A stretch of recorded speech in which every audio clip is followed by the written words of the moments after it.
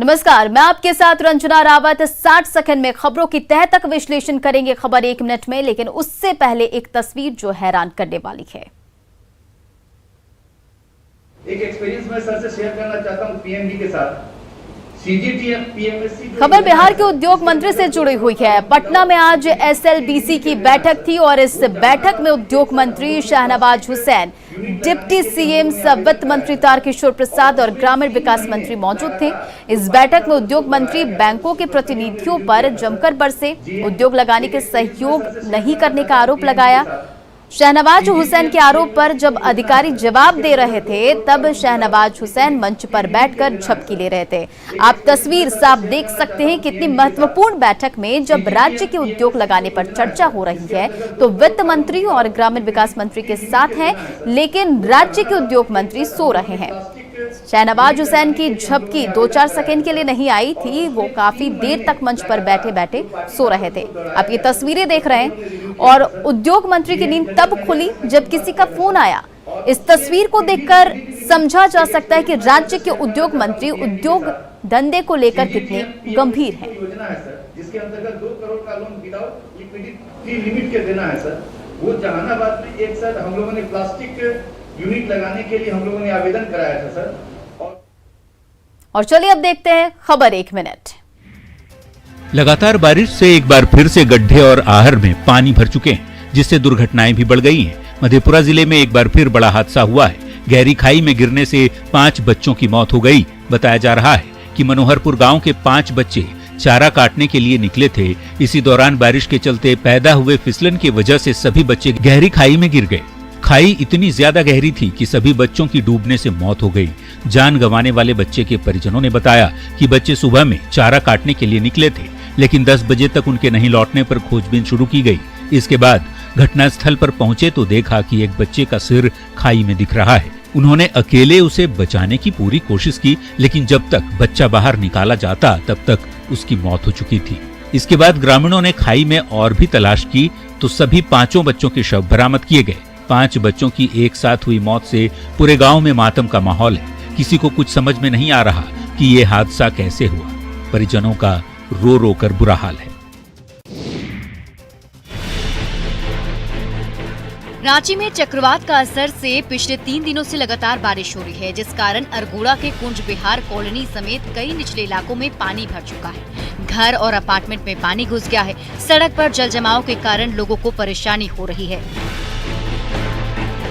Flat में रहने वाले लोगों के पास दूध, बिस्किट और पीने का पानी जैसे जरूरी सामान भी नहीं पहुंच पा रहा है।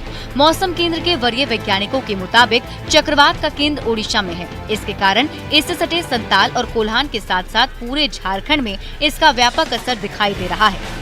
मौसम विभाग के मुताबिक बंगाल की खाड़ी में आया चक्रवात अब कमजोर पड़ जाएगा, पर इसके प्रभाव से 17 सितंबर तक राज्य में हल्की बारिश होती रहेगी।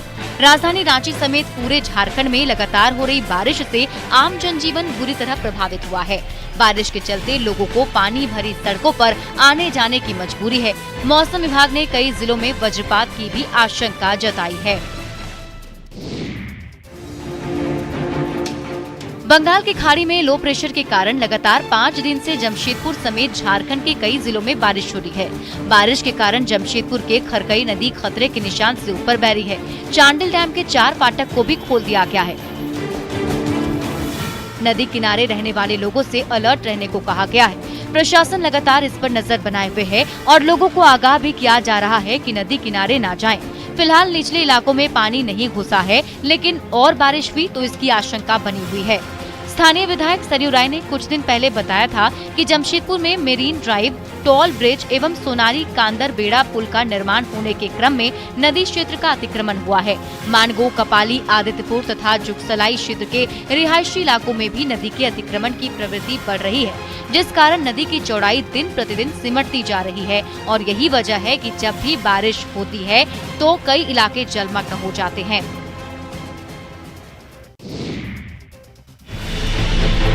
चतरा में कई घंटों से लगातार भारी बारिश होने के चलते जनजीवन प्रभावित हुआ है। भारी बारिश की वजह से हर छोटी बड़ी नदियां उफान पर है।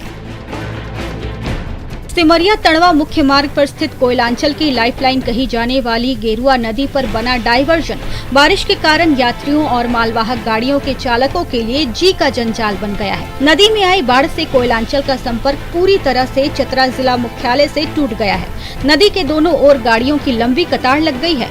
डायवर्जन में खतरे के निशान से ऊपर पानी आ जाने के कारण नदी से होकर गुजर रहा एक ट्रैक्टर तेज धारा में फंस गया।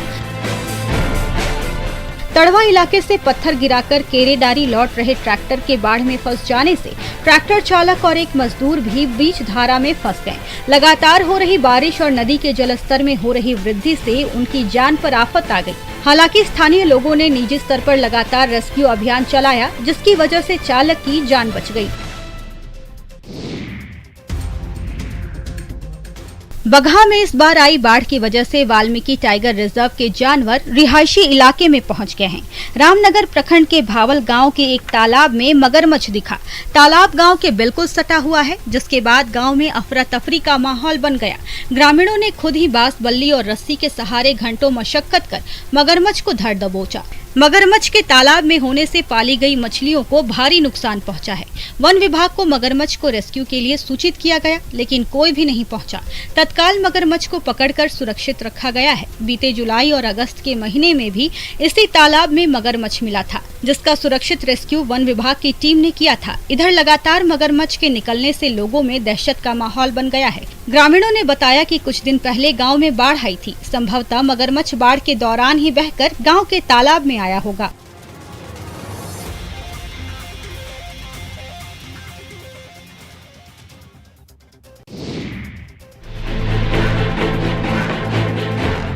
भोजपुर के तत्कालीन एसपी और बालू के खेल में सस्पेंडेड आईपीएस राकेश दुबे के ठिकानों पर बिहार की आर्थिक अपराध इकाई ने छापेमारी की है। भ्रष्टाचार के खिलाफ बिहार में अफसरों पर लगातार कार्रवाई हो रही है। भोजपुर के पूर्व एसपी राकेश दुबे के 4 ठिकानों पर छापेमारी की गई। बालू माफिया से सांठगांठ के आरोप में ये छापेमारी की गई है। निलंबित आईपीएस राकेश दुबे पर 15 सितंबर को ही आय से अधिक संपत्ति का मामला दर्ज किया गया है। राकेश दुबे के 4 ठिकानों में से 2 ठिकाने पटना में हैं, जहां रेड डाली गई। वहीं 2 ठिकाने झारखंड के देवघर में हैं।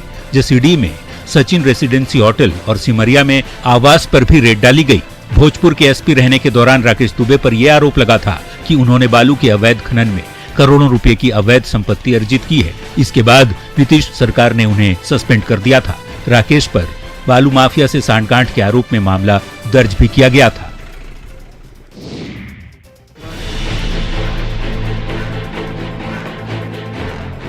पटना के पत्रकार नगर थाना क्षेत्र के मलाही पकड़ी में बुधवार को दिन दहाड़े हुई डकैती का सीसीटीवी फुटेज सामने आ गया है।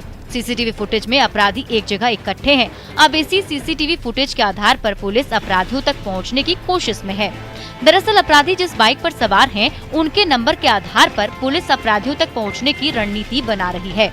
हालांकि दुकान के अंदर डकैती का सारा सीसीटीवी फुटेज अपराधी अपने साथ लेते गए थे, जिससे अपराधियों की पहचान करने में पुलिस को परेशानी हो रही थी। पत्रकार नगर थाना क्षेत्र के भीड़भाड़ वाले इलाके मलाही पकड़ी में दिन दहाड़े लूट की वारदात को अंजाम दिया था। 6 की संख्या में रहे अपराधियों ने 5.5 लाख की ज्वेलरी और 30,000 रुपए लूट लिए। सभी अपराधियों ने मास्क पहन रखा था, जिससे उनकी पहचान नहीं हो सकी।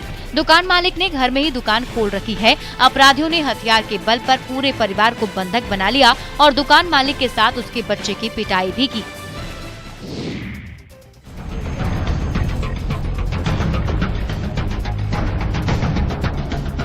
वाहन जांच के दौरान आए दिन शराब की खेप बरामद की जा रही है। पंचायत चुनाव की अधिसूचना जारी होने के बाद लगातार अरवल पुलिस को सफलता भी मिल रही है। बुधवार की शाम NH 139 पर कलेर पुल के समीप वाहन जांच के दौरान भारी मात्रा में अंग्रेजी शराब बरामद की गई। बरामद शराब की कीमत 40 लाख से अधिक बताई जा रही है। सूचना मिली कि औरंगाबाद की ओर से एक ट्रक में 600 से अधिक पेटी शराब जारी है, जिसके बाद पुलिस की टीम ने वाहन जांच अभियान शुरू कर दिया। इसी बीच औरंगाबाद की ओर से आ रहे ट्रक को रोककर उसकी जाँच की गयी। शराब की पेटियों के ऊपर चावल के भूंजे के बोरे रखे हुए थे। पुलिस ने चालक को गिरफ्तार कर लिया है और ट्रक को जब्त कर थाने ले आई। थानाध्यक्ष ने बताया कि गिरफ्तार चालक अमित कुमार चंडीगढ़ सेक्टर 25 का रहने वाला है। उसने बताया कि हरियाणा के सोनीपत से उसे शराब लदी ट्रक पटना में खाली करने को बोला गया था।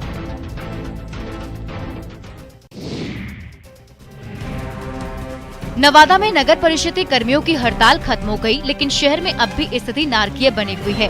कई जगहों पर अब तक सफाई की शुरुआत नहीं हुई, जिससे लोग परेशान हैं। जगह जगह कूड़े का ढेर लगा हुआ है, जिससे दुर्गंध फैल रहा है। लोगों का कहना है कि जल्द ही सफाई नहीं की गई तो बीमारी फैलने की आशंका है। निकाय कर्मियों की हड़ताल खत्म होने के बाद मुंगेर में भी तेजी से सफाई का काम जारी है। जेसीबी और डंपर की मदद से कचरे का उठाव किया जा रहा है। कई टन कचरा जमा होने की वजह से उम्मीद जताई जा रही है कि पूरे कचरे के उठाव में 5 से 6 दिन का समय लग सकता है। पूर्णिया में नगर निगम के सफाई कर्मचारियों की पिछले 8 दिनों से जारी हड़ताल खत्म हो गई। इसके बावजूद शहर में भी अभी भी कचरे का अंबार लगा हुआ है, जिससे लोगों का घरों से निकलना मुश्किल है। कटिहार में कचरे का अंबार यथावत स्थिति में है। हालांकि नगर निगम और जिला प्रशासन कई स्तर पर इसे लेकर पहल भी किया है, लेकिन अब तक कचरा साफ नहीं होने से शहर का हाल बेहाल है। आरा के सरदार पटेल बस स्टैंड को बेहतर करने के लिए सरकार लगातार प्रयास कर रही है, लेकिन पदाधिकारियों की लापरवाही के कारण स्थिति अभी जस की तस बनी हुई है। यहाँ करोड़ों की लागत से सरकार ने यात्रियों के लिए वेटिंग हॉल का निर्माण कराया था, लेकिन 1 साल के बाद भी इसकी सुध कोई लेने नहीं आया। 1 साल बाद भी ये यात्रियों के लिए नहीं खुला है। स्टैंड में कई दुकानें भी बनाई गयी, लेकिन इनका आवंटन नहीं हुआ, जिसकी वजह से दुकान बरामदे में ही चलाने के लिए मजबूरी है। स्टैंड के हालात के कारण बस एजेंट और यात्रियों को काफी परेशानी होती है। नया टर्मिनल बना है, अभी तो कुछ मालूम ही नहीं उसमें क्या हो रहा है, क्या होगा, कि किसको अलॉट होगा, कुछ अभी उसका शुरुआत नहीं हुआ है। जो फल का गोदाम बना दिया गया है। हाँ, ये तो मनमानी ढंग से है। यहाँ जितने भी भवन बनता है मनमानी ढंग से, जिसको मन जो कब्जा करके लेता है, कोई अलॉटमेंट कोई ऐसी नहीं होता है। यात्रियों के साथ ही बस चालक और दूसरे स्टाफ को भी परेशानी का सामना करना पड़ रहा है। हालांकि डिप्टी सीएम तारकिशोर प्रसाद ने जल्द ही सब कुछ ठीक किए जाने का दावा किया है।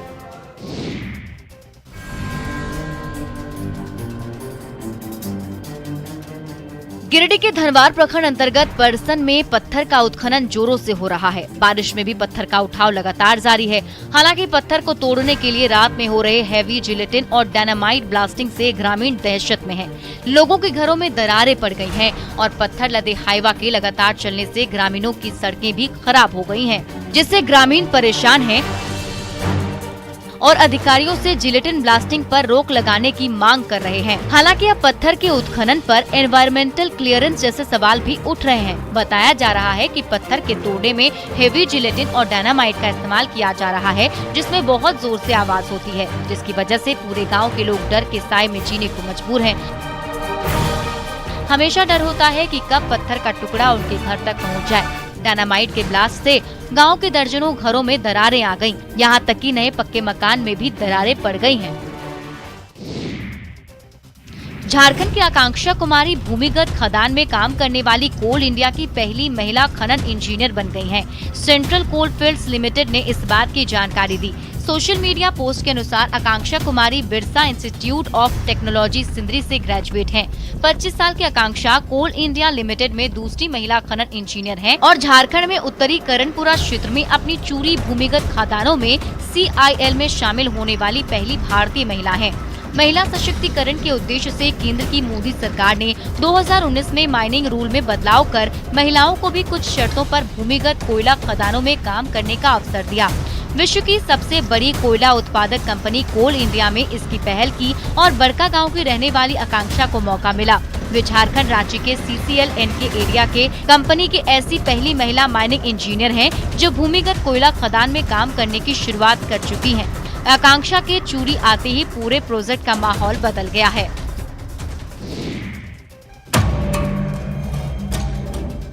पश्चिमी सिंहभूम से जबरन धर्म परिवर्तन का एक नया मामला सामने आया है।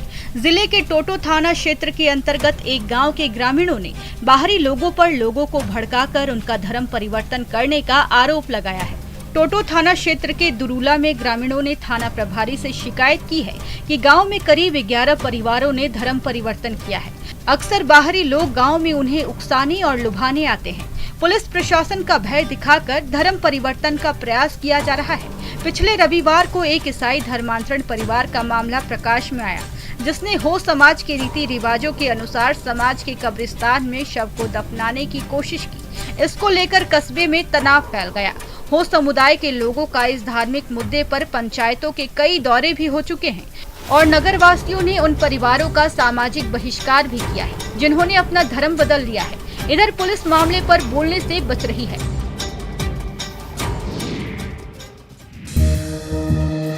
कहते हैं समय के साथ गहरा से गहरा घाव भर जाता है, लेकिन शायद हर बार ऐसा नहीं होता। जख्म पर मलहम न लगे तो जख्म बढ़ते हुए नासूर बन जाते हैं। हाँ, उम्र के साथ उम्मीदें जरूर बूढ़ी हो जाती है। कोडरमा में पूर्वी पाकिस्तान अब बांग्लादेश से आए शरणार्थियों के साथ कुछ ऐसा ही हुआ है। विभाजन और विस्थापन का दर्द जस का तस है। जमीन मिलने की जो उम्मीदें दिखाई गई थी वह अब बूढ़ी हो चुकी है और कभी जिन उम्मीदों की रोशनी में लोग आवेदनों को लेकर आगे बढ़ते रहे थे, अब एक कदम भी चलना दुभर लगता है। बांग्लादेश के कुछ शरणार्थियों को जो हिंदू बंगाली परिवार से थे, सरकार द्वारा चाराडी में बसाया गया था, लेकिन सरकारी स्तर पर यहाँ रह रहे लोगों को जमीन पर मालिकाना हक नहीं मिल पाया। NH 31 चौड़ीकरण में चाराडी में बसे पूर्वी पाकिस्तान यानी बांग्लादेश के शरणार्थियों के 12 घरों को अधिग्रहण किया जाना है, जिसके कारण इन परिवारों को अब बेघर होने का डर सता रहा है।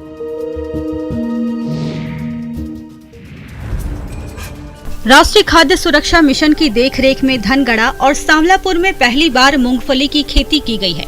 इससे किसानों की आय में वृद्धि होने की संभावना बढ़ गई है।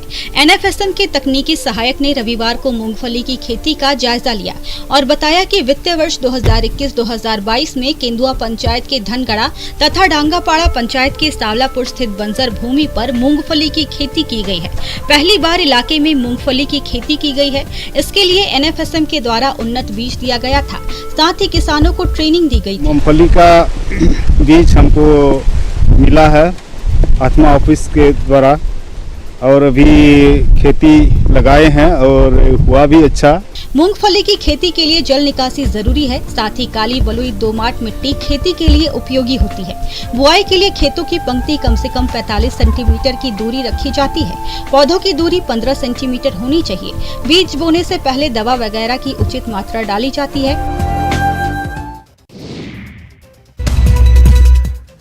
और फिलहाल इस बुलेटिन में इतना ही। बने रहे आप न्यूज़ 18 बिहार झारखंड के साथ।